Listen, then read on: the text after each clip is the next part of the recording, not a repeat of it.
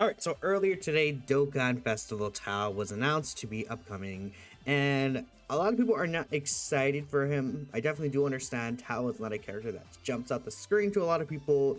They don't really resonate with an assassin, I guess, which is fair. A lot of people don't do that. Now, when it comes to Mercenary Tao himself, he seems like a very strong character, in my opinion. But of course, as any character that introduces a new category, you do want some additional help. It feels like every release ideally would like additional help, just to make sure that they are successful, because they usually don't pick a Dokkan Fest that, like, let's say a few months ago got like above. I guess Tao's maybe the closest thing in the fact that, we have a Kid Goku that came out earlier this year, but we'll talk about that in a bit. Now, what I would say is when it comes to Tao, we are getting the General Blue Banner unit. Of course, he seems very good and things like that, but we also have Extreme Z Awakenings that we can go ahead and talk about too. So I think EZAs are obviously a very important aspect of not only just the overall enjoyment for free-to-play players, but just in general, allowing old characters to become new is just really, really good and can help this brand new team really succeed. Now, I think that this Easy A character is going to be associated with whatever the mission execution category is, because I just think that that's what they're really going for. Mission execution here. The new General Blue is a mission execution support, and to me, mission executions just sounds like, oh yeah, you're just trying to do this thing, right?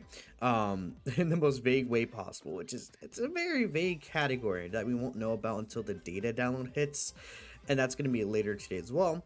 Now, with mission execution, I'm thinking it's like, think of Ma Jr. He has the mission from his predecessor, Demon King Piccolo. Then he's trying to go ahead and take out Goku.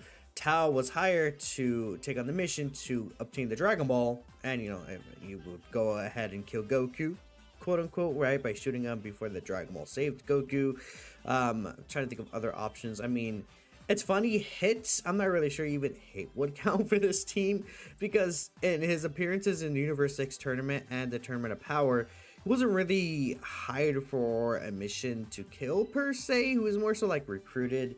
I don't think, like, because in that case it would be like the entire Tournament of Power would count as mission execution. Though we know he is an assassin, they might just throw him on there anyways. Let's think some more options. I think, let's just go ahead and talk about some other characters that I think would fit in terms of Extreme Z Awakenings onto this team. Now, there's also Earthbred Fighters, so I did bring up AGL Kid Gohan. Do I think he's going to EZA? No, I just don't think he's not a fit here, but I just brought him up just because Earthbred Fighters,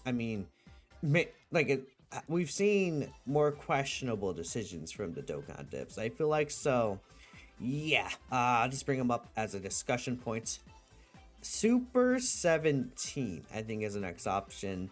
I'm thinking like these three characters here. Gohan, maybe Super Saiyan 2 Gohan could count in the fact that he's like inheriting, like, he's not really inheriting a mission though. He's kind of just like inheriting like Goku's will in a sense, rather than, oh yeah, I want you to do this. Kind of like maybe even a character like Trunks would be like, oh yes, I'm inheriting the mission from Gohan to save the future. Like, these guys could be mission execution. The androids is who I'm talking about right now.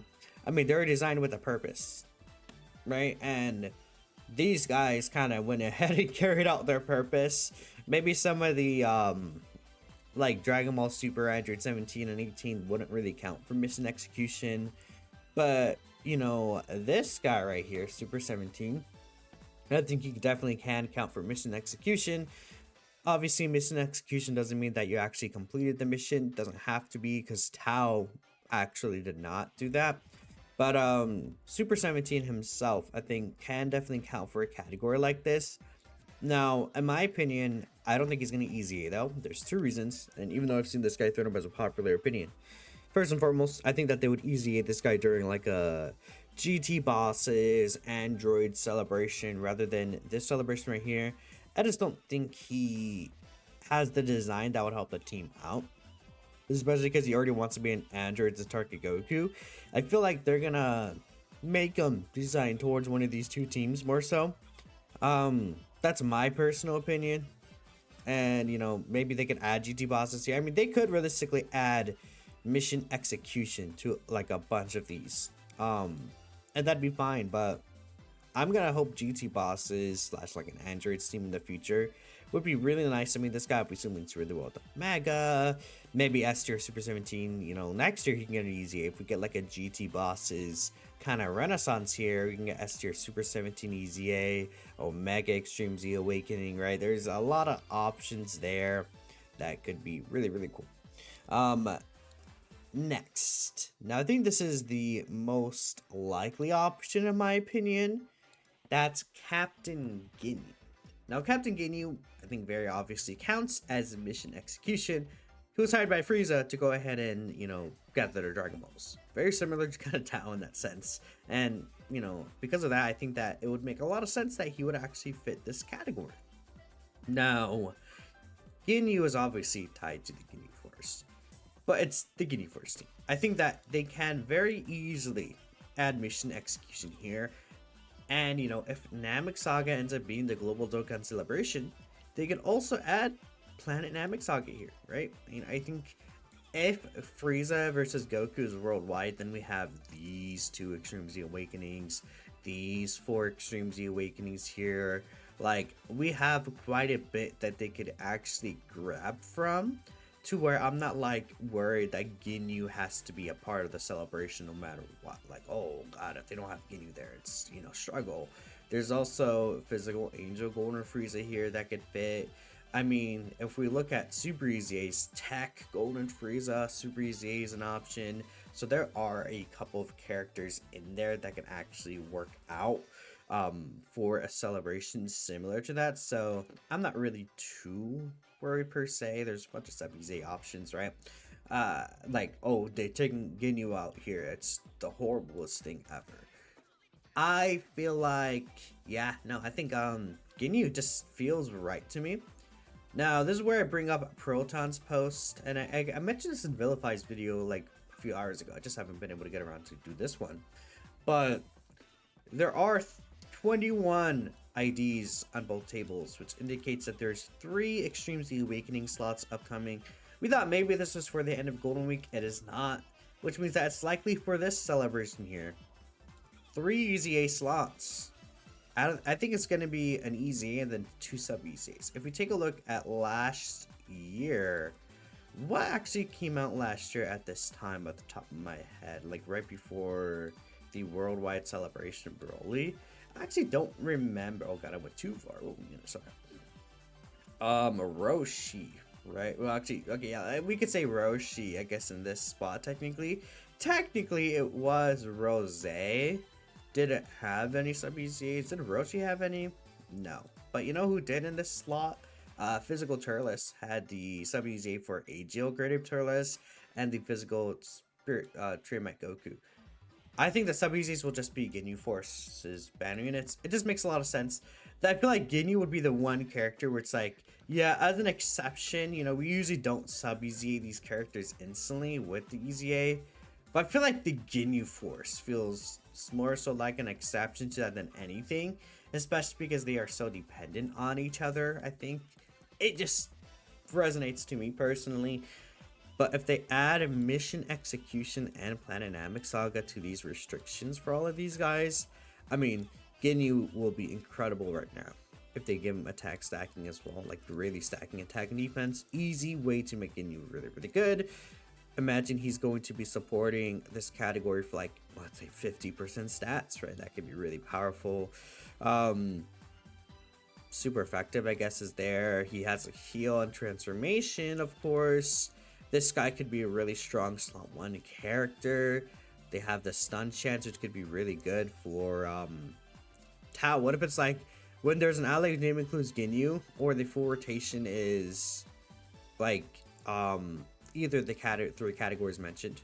Ginyu Force, ideally mission execution would be in there though. That could be really nice. Birder and Jace, again, or the full rotation is like Namek Saga and what's it called? Mission execution, right? Hey, just make Bird and Jason stacker too. Why not? Just make them all stack. Who cares? Not just kidding. They probably wouldn't all stack. This guy would probably be more of a tank. I could see Bird and Jace being like a stacking character. Stacking plus this multiplicative buff, whew, that could be pretty nasty. But these guys could be very impactful. Yeah, they could definitely be very, very impactful onto this team. Because they all would count under mission execution, I feel like. And just having 3 Extreme Z Awakenings off the bat, we can kind of think of a team. Let's say they all fit the team. There's Tao, there's Ginyu, there is Rikuma Goldo, and then there's Jason Birder, there's General Blue, right, which is really good. And then from there, mission execution, I'm not sure who could fit. What I think they could actually end up doing really well for this team, you know, even though it's not a mission execution character, is Path to Power Kid Goku.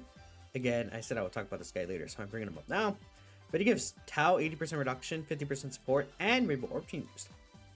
I mean, imagine Bird and Jace just gave Rainbow Orb changing too, right? Sorry to pause. I started coughing for some reason. I didn't even know what. Maybe I just started talking too much. But you know, Jason Birder, like I mentioned, they just get also Rainbow Orb changing. General Blue Rainbow Orb changes, Path to Power Rainbow Orb changes. Probably wouldn't be that important, but could be really cool. Raditz is also an option. I do want to bring up Raditz as an option. Technically, Goku Piccolo, I think, would count as mission execution as well. Like, their mission is going to take down Raditz, I guess, in a sense. Would make a lot of sense to me. Would coolers count? Kind of. The coolers might count as mission execution. The Goku Blacks and Monsters would definitely count as mission execution. I feel like Goku and Piccolo might not count as much. But Raditz kind of went there with the sole purpose, in the sense that he wants to recruit Goku, right? Like, that's kind of the whole thing. So I think Raditz would also count as that. Like, he was told by someone to go ahead and do this. That's why I'm like, it's like, if you broaden it out enough, everyone technically has a mission to do, right? But I feel like mission execution will be characters who were told or given a mission from someone else, rather than like, oh, you know, I need to go ahead and do this. Like, you know, does that make sense? I think that makes a lot of sense, but that's just me. So yeah, we'll see. I mean, Raditz to me doesn't fit right now either, but I'm just bringing him up just because, well, one, he's gonna be in the thumbnail for sure, and two, I think that it's not impossible to consider that Raditz could get an Extreme Z Awakening here, but I just don't think he really fits. He's also not on the 220% leader skill. These guys are actually on Dragon Ball Seekers, of course, so they would actually fit the 220% leader skill with Tao, which just even makes more sense to me. Everything's kind of tying together. But who knows? I said that last time and we didn't get any Extreme Z Awakening, so I mean, I didn't really say that last time. I was like, kind of not really, kind of. This makes sense. So thanks all for watching, and I'll catch you guys next time. Peace out.